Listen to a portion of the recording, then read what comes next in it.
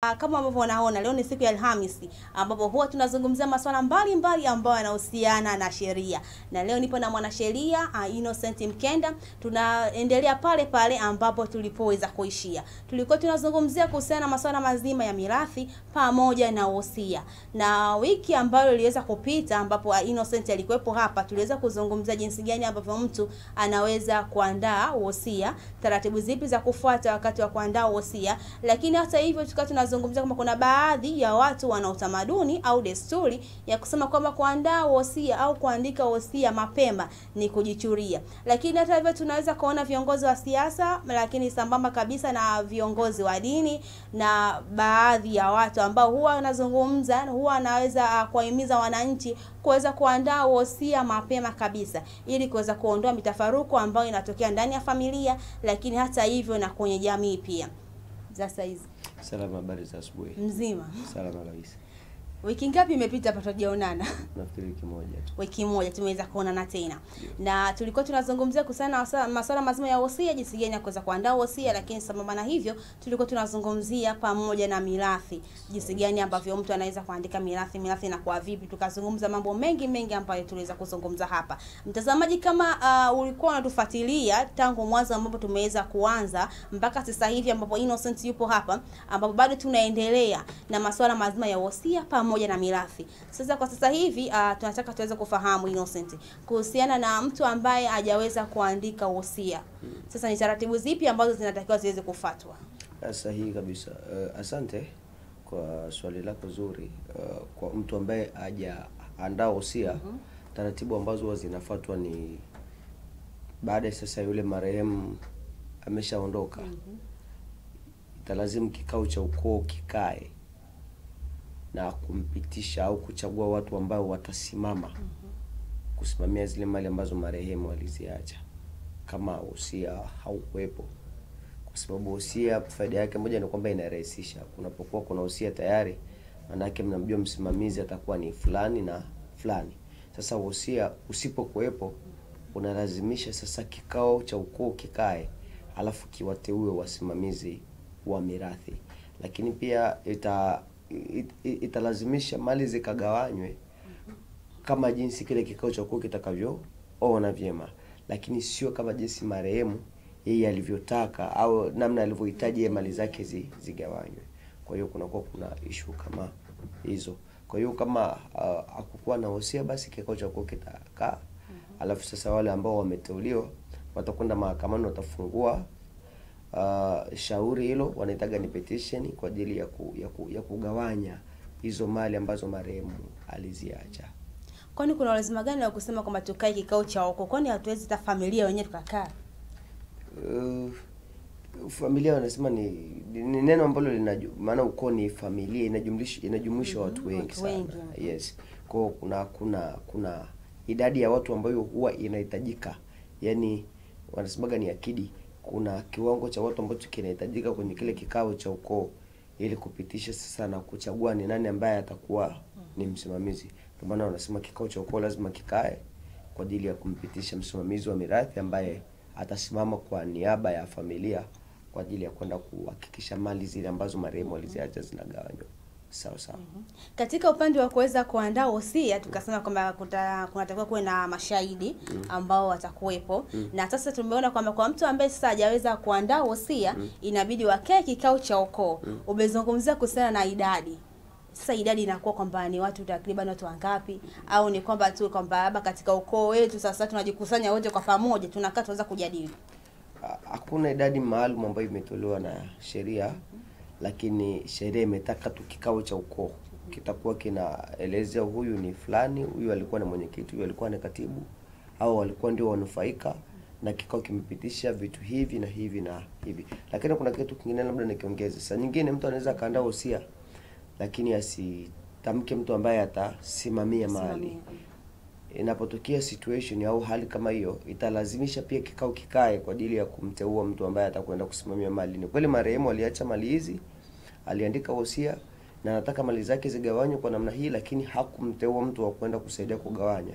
Basi kikao pia kitakaa, alafu kitamteua mtu ambaye atasimamia ili kuyatekeleza yale ambayo marehemu alitaka yatekelezwe. Na pale ambapo sasa kikao kimeamua sasa kwamba mtu fulani ndio ambaye ataweza kusimamia. Ndio. Kuna vigezo vipi vya kufanya kwamba huyu sasa anafaa au huyu hapa hafai? Cha kwanza, mtu anapoteuliwa huwa kuna utaratibu lazima ufuate wa kisheria. Lazima ahakikishe anafanya kulingana na sheria inavyotaka na asiende kinyume. Na ndio maana kama ataenda kinyume na yale ambayo familia imeyataka, basi kuna room ya familia tena kwenda kufungua shauri kwa ajili ya kumkataa yule ambaye aliteuliwa kama msimamizi na atatolewa. Kwa ni kwamba kiweza kutolewa anachagua tena mwingine anakuwa ni Yes, kusimamia. itawalazimu kukaa na kuteua mtu mwingine ambaye ni sahihi zaidi wa kusimamia yale mapendekezo ambayo familia imeyataka na yale ambayo yalipaswa kufuatwa kwa mujibu wa taratibu na sheria. Ndio. Tuzungumzie sasa utaratibu wa kuweza kufungua mirathi. Kuna taratibu zipi ambazo zinatakiwa zifuatwe? Asante. Sasa huyu mtu ameshaondoka, amefariki ndani ya siku 30. Sheria inataka ufuatilie, ukaandikishe kwenye ofisi ile ya vifo ile ya wilaya, ukaandikishe ndani ya siku 30 ili upatiwe kile cheti cha kifo. Maana utaratibu wa kisheria ni kwamba hii mirathi inafunguliwa ndani ya miaka 4. Ukizidi hapo itakulazimu kuandika kiapo kingine cha kueleza kwa nini umechelewa, alafu utakiambatanisha kwenye yale maombi ambayo unayafungulia hayo masuala yako ya mirathi. Lakini kiutaratibu ni kwamba ndani ya miaka 4 unataka ufungue. Sasa umechelewa ndio utafuata hizo utaratibu. Lakini ndani ya siku 30 utakwenda kuandikisha, na ukishapatiwa kila kitu, sasa taratibu ya pili itakayofuata ni kwenda kukaa kikao cha ukoo kama nilivyotangulia kusema hapo awali, kwa ajili ya kuteua msimamizi ama wasimamizi wa mirathi ya marehemu. Lakini kitu kingine, mtahakikisha mnajua idadi ya mali ambazo marehemu ameziacha na mnajua thamani yake, kwa sababu mnapokwenda mahakamani kuna kitu wanakiita kuweka bondi. Sasa hiyo bondi inategemea na kiwango cha mali ambacho marehemu amekiacha. Na baada ya hapo sasa utakwenda kufungua haya mashauri yako. Kuna hali mbili ambazo zinaweza zikajitokeza. Kwa mfano, huyu mtu aliishi maisha ya imani ya Kiislamu ama ya kimila. Hii shauri lake linaanzia mahakama ya mwanzo kwa mujibu wa taratibu jinsi zilivyo. Lakini kama mtu ambaye aliishi maisha ya Kikristo, yeye ataanzia mahakama ya wilaya. Ndivyo taratibu zinavyosema.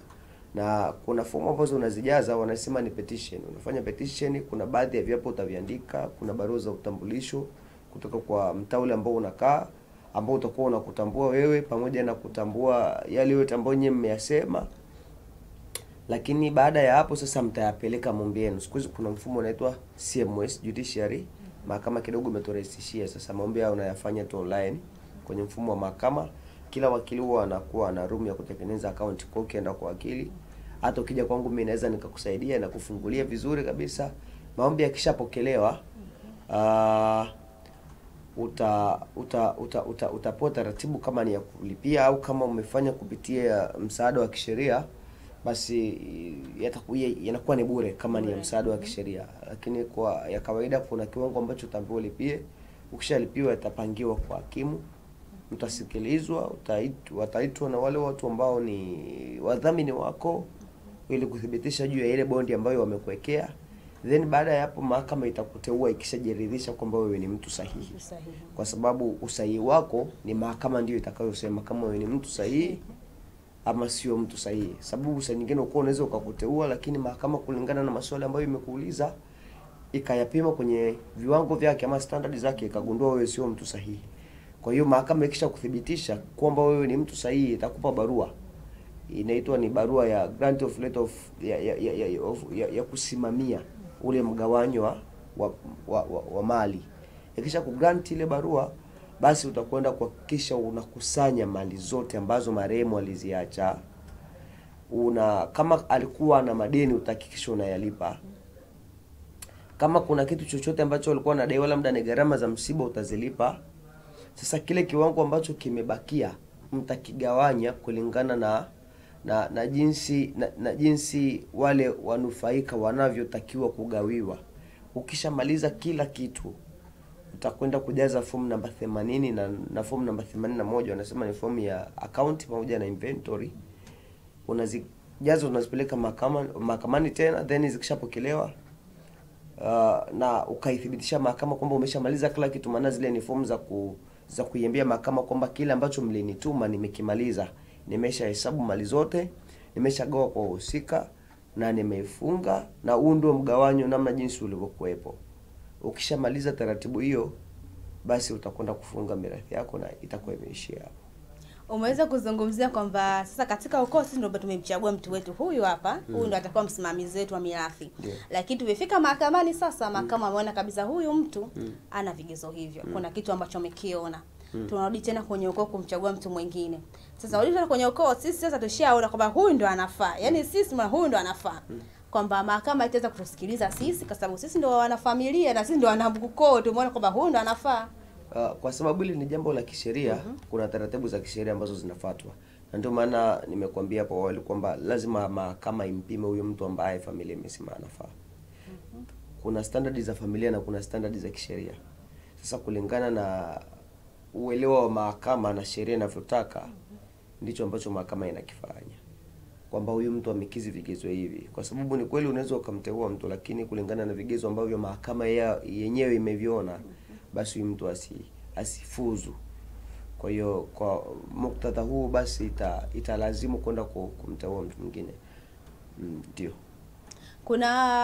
Kuna siku au sababu kipindi cha nyuma kidogo huko, kuna kitu ambacho niliwahi kukisikia. Nikasema inakuwaje mpaka inakuwa hivi? Na ukija kuangalia ni kwamba tuweza kuzungumzia kufuata taratibu mbalimbali, familia iweza kufuata kila kitu taratibu mbalimbali. Changamoto ambayo iweza kutokea ni katika kuweza kugawanya sasa zile mali. Ambao pale ikatokea changamoto. Ikavyoonekana kuna baadhi walizidi, kuna baadhi walipungua. Yaani katika kuweza kugawanya sasa zile mali. Kuna kitu gani ambacho kinakuwa kinatokea mpaka kuna baadhi wanachukua zaidi na kuna baadhi wanachukua kidogo? Cha kwanza kama nilivyosema, huwa ili ni jambo la kisheria. Ndio maana linakwenda kufunguliwa mahakamani. Na ikiwa kama kuna mtu anahisi katika ule mgawanyo unafanyika yeye asivyoona vyema, anarum pia kwenda mahakamani kwenda kusimamisha ule mchakato. Kwamba kuna kitu hiki tulitakiwa tufanye taratibu hii, lakini huyu mtu hajafanya. Na ndio maana ukishapewa ile ukienda kufungua ile mirathi, jambo la kwanza lazima ukaitangaze kwenye gazeti kama kuna mtu ana kipingamizi ndani ya siku 90 akilete. Nilishakutana na changamoto hiyo kwenye mahakama moja hapa Dar es Salaam na kwa wahusika fulani. Kwa mujibu wa taratibu kama nilivyokuambia, kuna taratibu mbili za kufungua. Kwa mfano kama mtu aliishi maisha ya kimila ama ya Kiislamu na Kikristo. Kiutaratibu inajulikana kabisa Mkristo ni mtu ambaye ana profess ndoa ya mke mmoja au mume mmoja. Sasa ikatokea huyu mtu ameoa mke wake, lakini at the same times ana mchepuko. Alafu akaondoka akaacha hivi vitu. Kwenye ile kesi ilivyotokea ni kwamba yule baba alikuwa na mke na baadaye mke wake alifariki. Lakini kabla hajafariki mke wake, kumbe huko nyuma alikuwa na mchepuko mwingine ambaye alishazaa naye mtoto na alikuwa amejenga nyumba amemwachia. Sasa baadaye yule baba akafariki. Watoto wakakaa wakaenda wakafungua mirathi.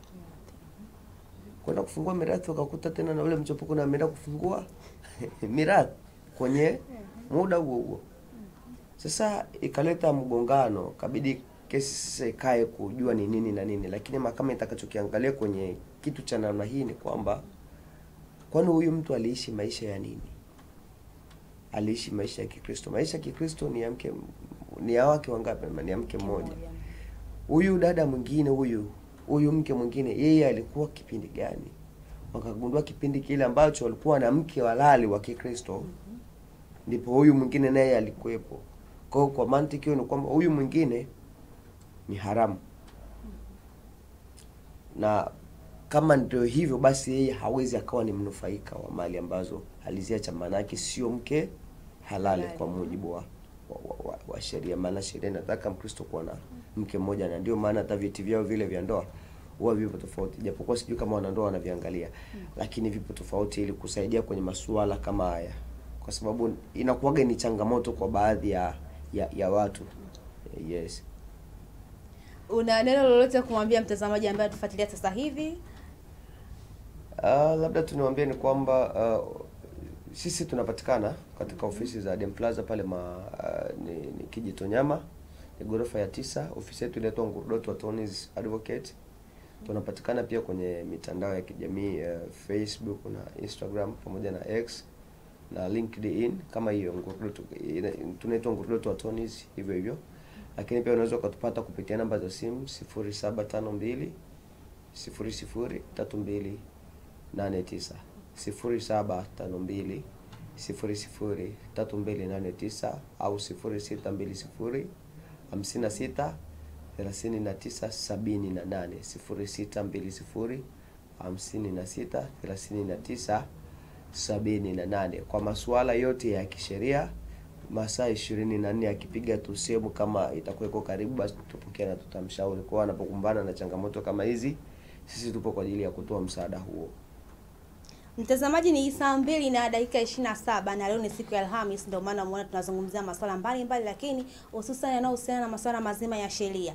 Na leo ndipo ambapo tumeweza kutamatisha kuhusiana na masuala ya mirathi. Tuliweza kuzungumzia jinsi gani mtu ambapo anatakiwa kuandaa wosia, lakini na sasa tumeweza kuzungumzia ni jinsi gani sasa pale mtu ambapo hajaweza kuandaa wosia, taratibu zipi za kuweza kufuata, lakini ni sambamba kabisa na jinsi gani ya utaratibu wa kufuata pale ambapo unataka kufungua sasa mirathi. Nilikuwa na Innocent Mkenda ambaye ni mwanasheria, natumaini atakuwa amekujuza vitu mbalimbali, na natumaini utakuwa umeweza kuongeza maarifa, na natumaini utakuwa umeweza kuongeza elimu zaidi kuhusiana na masuala mazima ya mirathi. Tukapata mapumziko na tukiweza kurejea tena, utakuwa na wasaa mzuri zaidi wa kukujuza mengi ambayo umeweza kujua kwenye kurasa za mbele za magazeti. Mimi ni Georgina Mwatatu.